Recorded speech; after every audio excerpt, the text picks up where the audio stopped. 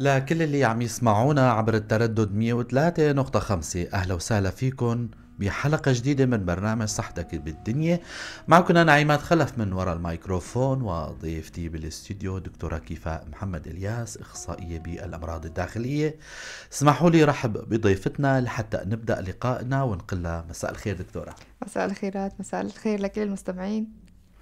مستمعينا، مثل ما ذكرنا ضيفتنا إخصائية بالأمراض الداخلية. اليوم اخترنا موضوع مهم جدا، من أحد المواضيع العامة اللي هي بمنطقتنا كمان. هالحالة أو الحالة المرضية هي كمان تعد من الحالات الشائعة.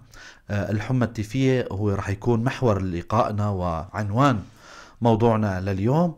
إذا حابين تنضموا لنا تأغنوا لقائنا بأسئلتكم واستفساراتكم، فيكن عبر كومنت عبر البث المباشر على صفحتي الإذاعة راديو بوير وبوير عربي. طبعا رح نبلش لقائنا. إذا حابين مثل ما ذكرنا تأغنوا، أكيد رح نكون مسرورين جدا بمشاركتكم. اليوم الحمى التيفية ترى شو هي كمدخل لموضوعنا وتعريف للحالة والعنوان العريض اللي اخترناه. رح نترك المايك للدكتورة كفاء، هي رح تشرح لنا. شكرا لك أستاذ. هلا بداية بدنا نحكي عن تعريف الحمى التيفية، اللي هي عبارة عن من اسمها حمى معناها في أعراض حرارة أو هي عدوى. عدوى سببها جرثومة، هي الجرثومة اسمها السالمونيلا التيفية.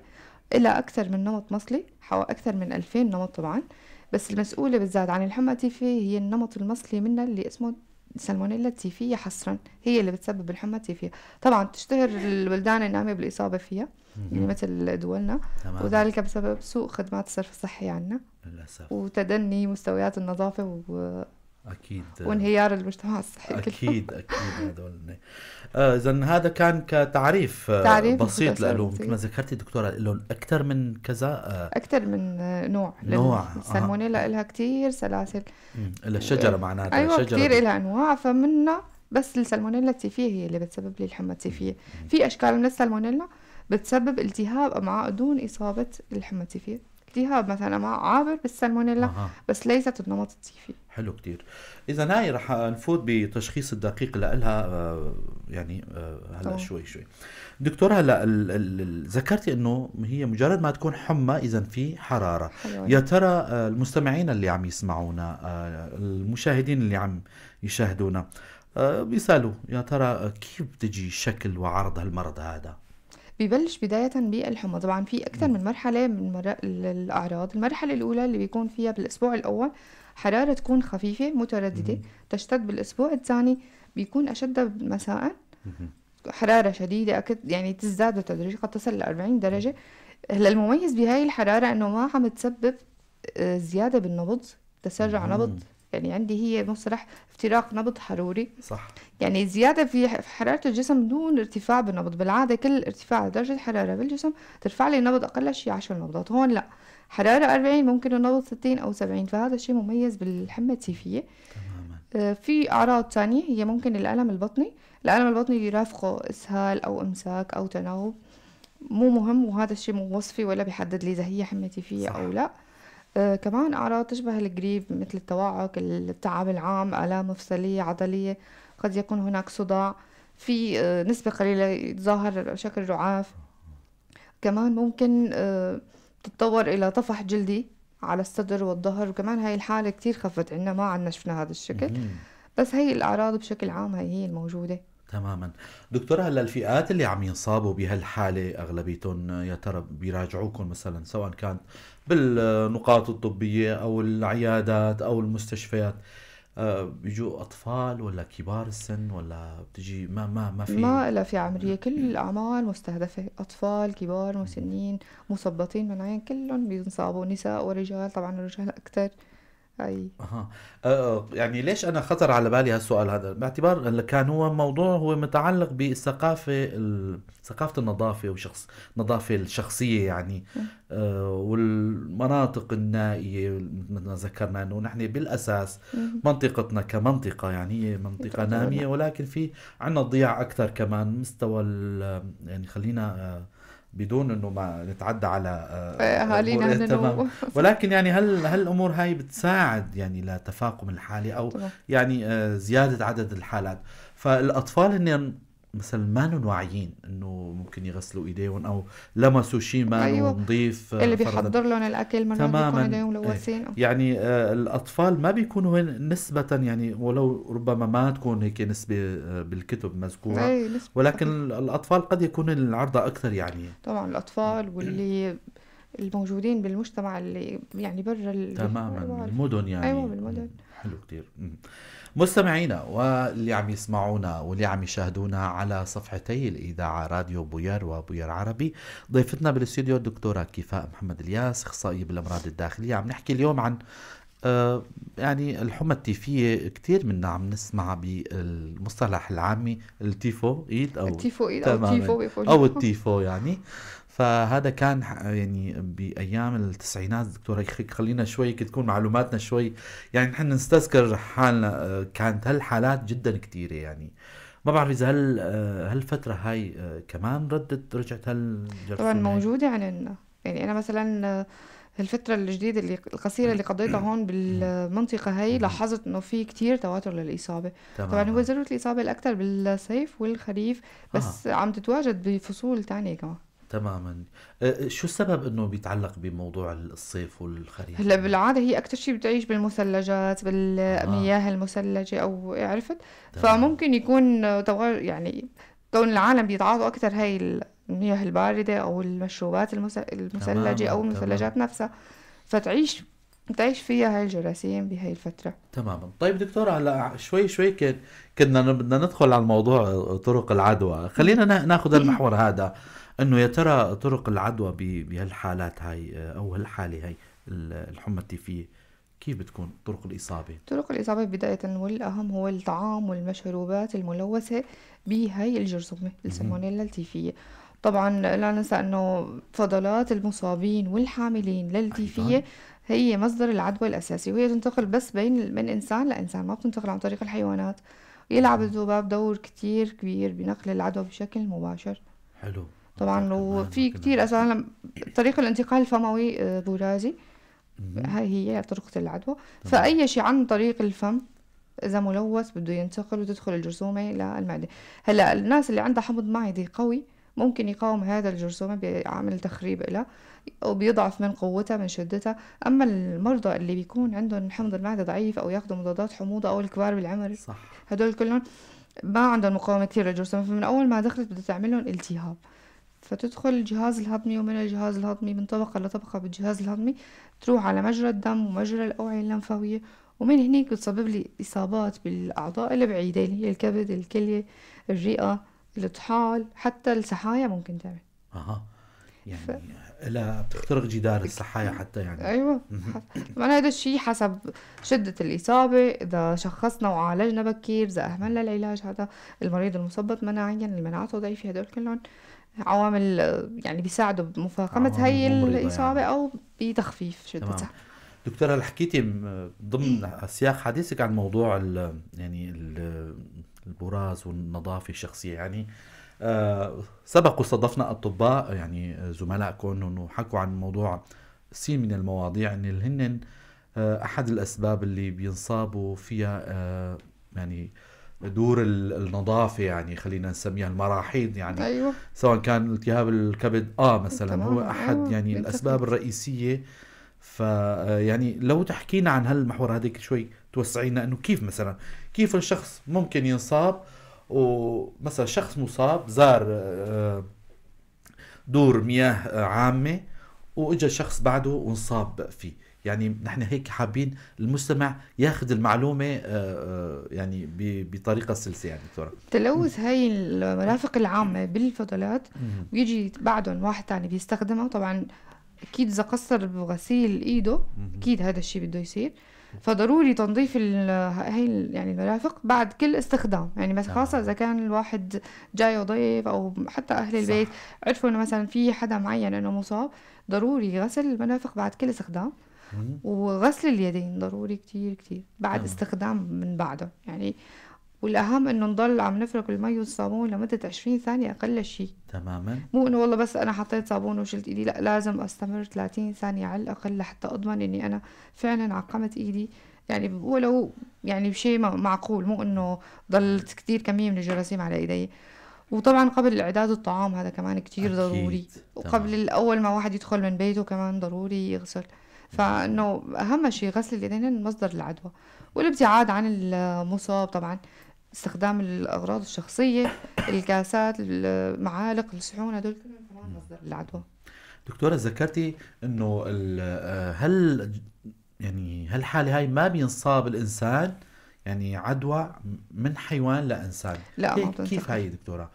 الجراثيم هي بس يعني تنتقل للإنسان فقط، ومن مهم. الإنسان من للإنسان. الانسان للانسان. طيب مادة الصابون هي كفيلة بانه هالمادة القلوية يعني تبيد الجرثومة هاي؟ والله هي يعني آه، مبدئيا كافية. كافية تمام، بدون اللجوء لمعقمات اخرى دكتورة، أكيد ما هيك يعني؟ المعقمات كمان بتدعم هذا اكيد. الشيء. تماما. طبعا. تمام. دكتورة هلا أحد المستمعين عم يسأل حاله، يا ترى إذا أنا انصبت بهالحالة ما مدى الخطورة؟ ممكن لشو يؤدي؟ المضاعفات ممكن لشو تؤدي؟ هلا من شوي تطرقت إلى بعض الأعضاء النبيلة بجسم الإنسان مهم. ممكن إنه تصيب. يا ريت تشرحي لنا هالموضوع هذا. من المضاعفات اللي قد تتطور فيها الحمى التيفية إلى نزف هضمي أو نزف معوي، وهو عبارة عن خروج دم مع البراز. مهم. بيشوفوا المريض. الشغلة الثانية هي الانسقاب المعوي، كمان لما تكون الإصابة شديدة وعم تخترق طبقات الأمعاء قد تؤدي إلى انسقاب. ممكن يعني. هذا الانسقاب يتظاهر على شكل ألم بطني شديد جدا مع مضض وتقفع جدار البطن. هون بطن حادة صارت. طبعا موضوع الوفيات هذا فيه قليل كتير بيصير. مرحلة الإزمان وهي الأخطر، إنه مهم. الإصابة المزمنة. نعم. طبعا المزمن هو يعني بيكون حامل للمرض وما ما عنده أعراض واضحة، آه. فبيضل قادر على طرح هذه الجراثيم، العفو، بالبراز وبالفضلات يعني وبالبول صح. تكون حية. فهاي صارت مصدر عدوى لغير. أما الشغلات التانية اللي بتخلي إنه هاي الجرثومة تأزمة: وجود ضعف بجدار الأمعاء، نعم. وجود مثلا حصيات بالمرارة مثلا تخلي الجرثومة تستقر جوا جدار المرارة، وكمان بالسبيل البولي حتى يعني على الكلية ممكن توصل. فإذا في حصيات بالجهاز البولي كمان بتأهب لمكان لاستقراره. فكل ما صار طرح للبول أو طرح للفضلات، بتطلع كمان دفعة من الجراثيم تكون حية. تماما. معلومات جدا يعني جديدة أنا عم بسمعها يعني دكتورة، بس مهمة جدا يعني. هلا يعني انه وفيات بهالحالة هاي ممكن للي عندهم مثلا امراض مناعية، للي عندهم مثلا امراض مزمنة يعني اكثر من مرض أكتر ما هي مثلا تماما. يعني. إيه، وبضيف لك كمان المضاعفات ممكن إذا وصلت للرئة بتصير ذات رئة، إذا تماما. وصلت للكبد التهاب كبد، وصلت للمرارة التهاب مرارة، مهم. وصلت للكلية التهاب كبيبات كلوية. يعني وممكن لنقي العظم حتى ذات عظم مم. ونقي بتسبب. تماما. وللسحاية كمان اللي ذكرناها التهاب سحايا. اكيد هدول يعني غالبا بيكونوا كبار بالسن كبار ممكن بس لأنه تأخير بالعلاج، إهمال، مهم. فقد تتطور الأعراض لهالشكل. تماما.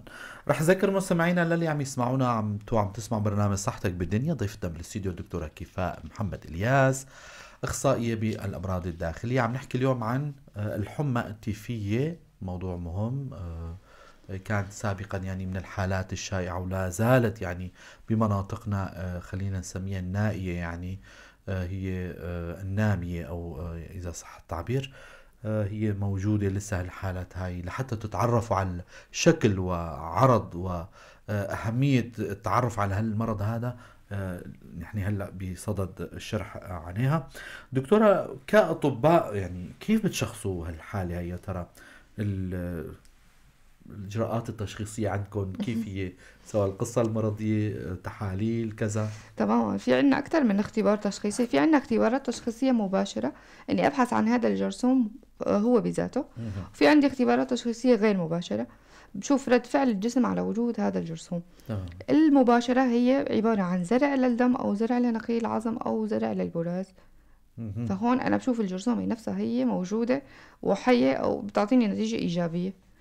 الاختبارات الغير مباشرة ممكن أطلب تعداد عام للدم. مهم. هون بلاحظ أيام في عالم بتكون عندهم نقص في سلاسل الدم كلها، ممكن نقص كريات بيض، نقص صفيحات الدم، ونقص كريات حمراء، لأنه لما بيروح على النقي بيثبط النقي حتى هذا أيوة. الجرثوم، مهم. فيسبب لي نقص في عناصر الدم الشاملة. تماما. فضروري أي مريض بيجي تثبيت بالسلاسل المسؤولة عن إنتاج كريات الدم الحمراء ولا البيضاء أو الصفيحات، هون نشيك له على التيفية. أها. بشوف كمان وظائف الكبد، وظائف الطحال، عفوا وظائف الكلية. ممكن أعمل إيكو بطن مهم. لحتى أتحرى وجود ضخامات حشوية، لأنه بسبب لي ممكن. ضخامة كبد، ضخامة طحال. وأخيرا هو اختبار فيدال اللي هو كتير فيدال. عنا موجود. وبشوف المرضى من عند حالهم بدي اروح اعمل اختبار فيدال. صح. طبعا هو اختبار ضعيف كتير اها. بالتشخيص، بيرجع لكتير اسباب. طبعا الاهم لانه نحن منطقة موبوءة موبوءة بتعتبر، صح. فهذا الاختبار قليل الأهمية بالتشخيص، بس نحن عم نعتمد عليه كموجه. موجه. طبعا لعدة أسباب. السبب الأول والأساسي هي إنه التكلفة قليلة، صح. توافر موجود، إمكانية إجراء مزارع للدم مثلا لنقي العظم، عندنا شوي. والهيك طبعا البرى صعبة شوي، صح. فبعتمد عليه. بس عندي نقطتين بالاعتماد عليه. إنه هي النقطة الأساسية الأولى إنه ما بعتمد عليه كمان بمتابعة الاستجابة للعلاج، خاصة إذا كانت الأضداد كتير مرتفعة بالجسم. فما إنه المريض والله شاف عنده الأضداد كتير عالية، أنا لا بدي أروح أعيد التحليل بعد 10 أيام أو بعد 15 أو ولا حتى شهر، مهم. لأنه بتضل الأضداد إيجابية فترة طويلة كتير بالجسم. تماما. وحتى إنه النقطة الثانية إنه بدي اخذ رقم عالي للأضداد لحتى اعتبره ايجابي، يعني فوق ال 101 على 160 اها. لازم يكون التعداد. فانه 1 على 40 او 1 على 80، كل ما مددنا العينة بالاختبار هي الأضداد بيكون لسه في عندي مستضدات لطيفية، فهون موجه اكثر من انه لو رقم صغير. وقد تدل على إصابة قديمة، لأن شفت مرات حتى للست شهور وأكثر كمان عم تضل إيجابية. تماما. دكتورة ذكرتي انه بتاخذوا الخضاب بعين الاعتبار من ضمن تحاليلكم. يا ترى قبل اجراءات الفحص المخبري اذا قلنا مثلا، هلا مثل هالمرضى هدول سريريا بالسحنة ما بيبينوا عليهم شيء اعراض غير الحرارة؟ اذا نفينا الحرارة بتيجي حالات ما عليهم حرارة ممكن تكون يعني خفية. في امور تانية مثلا الام بطنية المريض بيجي مثلا سحنته كذا، او يعني امور سريرية في هلا شيء؟ عادة الأسبوع الأول صعب كتير بنشخصها، حتى الأضداد اه. بدها 10 أيام لحتى تظهر بالدم. تماما. فهون أنا بدي أتمهل على المريض، وبعض طبعا الأهل ما بيصبروا أكتريتهم، اكيد. فأروح أخذ دواء التهاب من هون ومدري إيش علاج من هون وطب، كورس كله ما أيوة له طب داعي بديل يعني من اه. هون. فبيضيع التشخيص، يعني صح. بتختفي هاي الأعراض إذا أخذنا، بس بعد فترة ممكن ترجع تظهر، أيام ترجع تظهر بأعراض أشد. اها. فهذا الموضوع كتير ضروري انه معلش نصبر. اذا حرارة محمولة بنعطي خوافض حرارة، اها. اذا كان طبعا شيء كتير موجه للتيفية تماما. هون نستنى. تنفي الشغلات الثانية يعني ايوه المحتمل انه تكون يعني محتملة، مشابهة له لانه يعني. اجمالا للاسبوع الثاني لحتى ممكن تتشخص بشكل اكيد. اذا المشكله اللي بتحير الاطباء هي انه هالحاله هاي ما بتكشف حالها فورا، ما يعني فورا بدها ايوه وقت لحتى تظهر بالتحاليل القيم حتى. المطلقه ايوه او لو في القيم عندي زرع دم الطبيعيه او هيك ممكن تظهر من بداية بنفس ايوه او نقي عظم. ايوه تظهر هاي ممكن بالبداية. في تكون بهالاجراء هذا بالشام دكتوره؟ ايه موجود هذا موجود يعني موجودين. متوفر، لكن ايه معنا موجود. بالمنطقه ما موجودين موجود حتى عندنا. أضداد إصابة حديثة أو قديمة هني اها كمان موجودين. كمان. نحن هون ما عنا بس أضداد جسمية هدبية وبس، يعني اختبار عام. تماما. بنتأمل من المخابر اللي هلا يعني شوي منطقتنا إلى حد ما يعني بلشوا إنه يعني تتوفر هيك تحاليل تماما إنه كان عم تصير في إجراءات ومخابر سواء تطور. بالجراحات والأمور الثانية اللي بتخص السلك الطبي، يعني نوعا ما أصبحت مقبولة بمنطقتنا. بنتأمل من الأطباء كمان المخبريين يضيفوا هالإجراءات هاي لحتى المريض يتشخص. طبعا لما التشخيص بيبين العلاج بيكون سهل جدا للطبيب يعني، فبيريح المريض وبيريح الطبيب من هالهالة او الدوام اللي بيفوت فيها المريض، بياخد صادات ما أنا لازمة ممكن على حساب الكلية طبعا ولمدة الكبد قليلة ما كذا. بتكفي. تماما يعني. فهالامور هاي بنتامل انه اللي اصحابين المخابر انه يامنوا هالاجراء هذا. دكتوره هلا بعد التشخيص، هلا كنا عم نحكي عن انه بدنا نعالج المريض، يعني كيف بتعالجوا المريض؟ هلا العلاج الأساسي هو بالمضادات الحيوية، اه.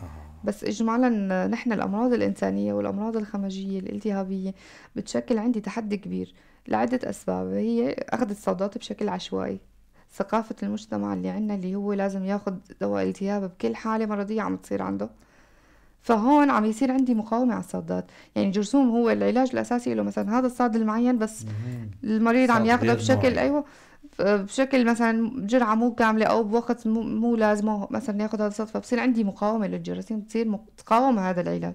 فلو كان هذا هو العلاج النوعي لهي الحالة، بس قد يصير عندي مقاومة له بسبب كثرة أخذ تناول صيدلات صح. بشكل عشوائي. طبعا نحن الأطباء لازم ما بنميل مع المرضى على هاي الثقافة أياما ولو إنه صح. بيجبرونا. بس هذا الشيء صح. غير صح. هي موجودة يعني، يعني كيف بتتعاطفوا عم معهم انه نتأثر بثقافتهم ولو إنه هذا الشيء غلط، تماما. التعاطف مع المريض أكبر غلط. صح. لازم نعطيه الشيء الصح بالوقت الصح. تماما، تكونوا شوي جازمين يعني انه، او تمام. حاسمين يعني تحسموا الامر. ايوه. نعم. دكتورة هلا اكيد رح تكمل الشرح، نكمل ولكن انا بالماشي. مشان ما يضيعوا الاسئله اللي ايه عندنا، شو الاخ قصدك؟ نعمان برازي كاتب مساء الخير لكم جميعا، سؤال للدكتورة: هل يؤثر خبز الحنطة على قرحة المعدة؟ وشكرا. خبز الحنطة مم. هي موضوع تاني بس، تماما، ولكن ما في ولكن مشكلة. يعني مجرد سأل يعني، ما بعرف إذا فينا نجاوب على سؤاله. ما في مشكلة. لا لا ما في مشكلة آه. طبعا. إذا كان عنده حساسية من القمح طبعا هو بيكون تفاقم الأعراض الهضمية، يعني بصير نفخة أو انزعاجات هضمية. في حال صار عنده هذا الشيء يفضل يبتعد عنه، أما إذا ما عنده هاي الأعراض فعادي. تماما. آه. تقليل كمية الخبز يعني، هاي أقل شيء. أقل تمام. كمية.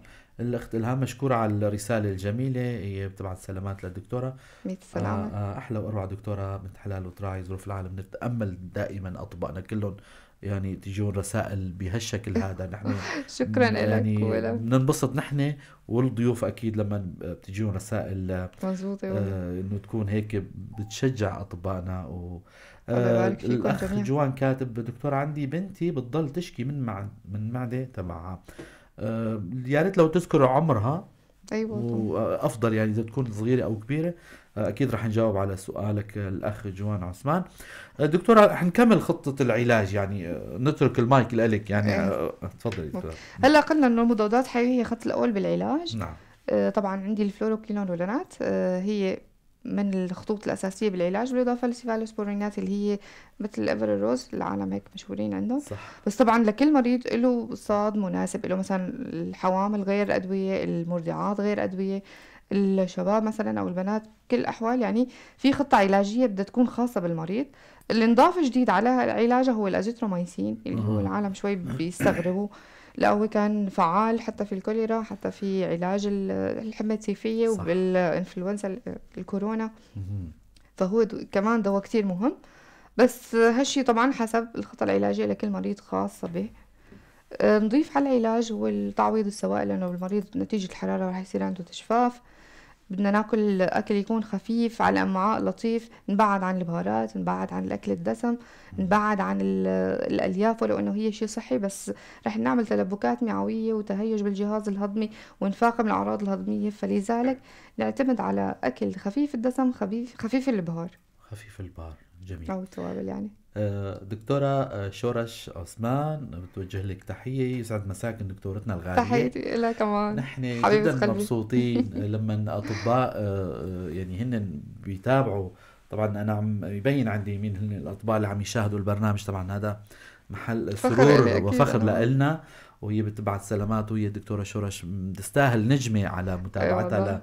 لبرنامج صحتك بدنيا. حقيقة بتتابعنا حلقة بحلقة، رائعة ومشكورة. دكتورة هي أيضا شورش. كانت ضيفتنا من فترة سابقة. بنوجه لها تحية عبر منبر بويروى بالدكتورة ضيفتنا أحلى الدكتورة تحية كيفا. لها. طبعا دكتورة رح نترك كمان الدكتورة جيلان السيد، يسعد مساكي دكتورتنا الغالية، ونوجه لك أيضا تحية أي والله يسعد دكتورة. مساها والله يحفظها يا رب. الأخ جوان عم يذكر أنه عمر البنت 20 سنة. يعني ما بعرف إذا كان السؤال هيك شوي أوضح أو لا، فالدكتورة يعني رح تشرح لك شيء إنه ممكن هي بنرجع السؤال إنه عم بتضل تشكي من معدتها، فهي عمرها 20 سنة. هلا آلام المعدة قد تكون بسبب التيفية، بس هي بتكون فترة يعني اجتها فجأة، مو انه مثلا مشكلة مزمنة. خاصة انه عندنا كتير إصابات بالمعدة هون بالملتوية البوابية، فكمان منطقتنا هي صح. موبوءة بهاي الجرثومة، نعم. فضروري كتير ننفي وجود هاي الجرثومة بالجسم.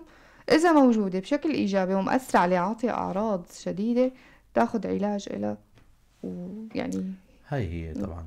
طبعا نحن دائما عبر منبر بوير وبرنامجنا طبعا صعب التشخيص اكثر من هيك يعني، ولكن الطبيب فيكم يوجه، يعني فيه يوجهكم لشيء، او مثلا بيزول الخوف او بيوجهكم يعني تمام. قدر المستطاع نعطي المعلومة الصح عبر ضيوفنا المشكورين على حضورهم. نرجع بالضبط. لرسالة الأخ نعمان دكتورة. صديقي عندي يعاني من ألم في المعدة وانتفاخ أسفل البطن فوق المثانة، ماذا ممكن يكون السبب وما العلاج؟ الانتفاخات البطن بشكل عام أغلبيتهم نتيجة هياج بالقولون، اللي هو اسمه القولون العصبي اللي عندنا صح كتير دارس. صح. هو كمان الاسم موجود الشائع عندنا يعني كتير. كمان. هذا مشكلة العصر اللي عندنا. صح، كان أحد عناوين لقاءاتنا السابقة أيوة دكتورة طبعا. كتير ناس بيعانوا منها يعني أيوة، حقيقة. فيفضل هذا المشكلة فيه لازم يكون في انتظام بالوجبات، نبعد عن الأكلات اللي ممكن تعمل لنا هاي المشاكل الهضمية، الوجبات ولو السريعة الجاهزة الوجبات يعني. السريعة، مم. الأكل السريع ضروري نهضم يعني نهضم مهم. الأكل بالفم حتى مهم. نقلل مهم. من صعوبة مهم. الهضم على الجهاز الهضمي. مهم. بالإضافة للأكل المتأخر، صح. كمية الأكل كمان، ما إنه والله أنا ضل صايم فترة طويلة أو ما آكل لفترة طويلة وبعدين وجبة هجومية، هي كلها بتزيد لي الأعراض. كمان النظام الغني بالألياف الخفيف من النشويات، هاي كله بيساعد على تحسين أعراض الانتفاخ والأعراض الكولون اللي هي معروفة عنا. تماما. بظن ما حدا ضل عنده أي سؤال، وأنا كمان المحاوري والأسئلة اللي خطرت على بالي طرحناها لضيفتنا الدكتورة. إذا حابة هي تضيف شيء قبل ما ننتقل لمحورنا الأخير اللي هو نصائح وتوصيات للمستمعين وللمشاهدين. ما بعرف إذا ضل عندك شيء دكتورة حابة تشرحيه أنا أو بترك للعلاج للطبيب دون استماع لنصائح الجيران ولا تماما. نصائح العالم، ما بعرف من وين عم يتسمعوا، ولا نصائح جوجل. ضروري الاستشارة صح الطبية بأي عرض هضمي مبهم مو معروف السبب. صح. يعني هذا مهم جدا يعني، تمام. لأنه الدكتورة عندنا هالثقافة هاي. نحن نرجع دائما لموضوع ثقافة المجتمع العامة، إنه أي شخص يعاني من حالة ما بيلجأ للطبيب الصيدلي، ولو إنه هو هو طبيب طبيب، وزميل. ولكن يعني ما أنه مختص يعني في هلا في اختصاصات فرعية بمنطقتنا تمام، يعني، طورت وكفاءات جدا نفتخر فيها حقيقة. تمام. ومنطقتنا صارت غنية بالأطباء، وهن ما بيقصروا مع مرضاهم نهائيا يعني. فالخطوة الصحيحة انك تزور الطبيب الاخصائي يعني اللي بيخص الحالة هاي. فبننتقل للتوصيات دكتورة، يا ريت تشرحي لنا هيك كم توصية للمستمعين تماما. يعني. قواعد النظافة الشخصية هي أساسية جدا. حماية الأكل من التلوث، الطعام والشراب طبعا من التلوث ومن مصادر التلوث. تصليح وإعداد على طول لمصادر الصرف الصحي، حمايتها من الانهيار، حمايتها من الخراب، وهدول صح. الشغلات كلها ضرورية كتير. بالإضافة إنه العمال اللي بيكونوا بالمطاعم كمان يجب إنه إجراء تحاليل دورية ضرورية. لحتى يعني يثبتوا إنه ما هن حاملين المرض ولا هن مصابين، لأنه هن كتير مصدر عدوى كبير صح. لكل الزبون طبعا للمحل. أكيد بقى ضل عنا التخلص من الفضلات مم. بطريقة صحية. تماما.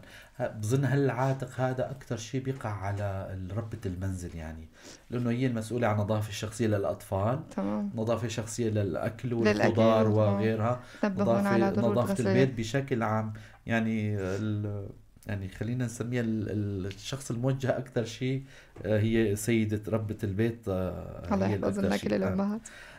شكرا لكم دكتورة كفاء محمد إلياس، شكرا اختصاصية لك. بالأمراض الداخلية، على الحضور الجميل واللقاء والمعلومات القيمة. تسلم، شكرا كتير لك وحضورك أجمل، كلك شكرا ذوق. دكتورة، شكرا. شكرا.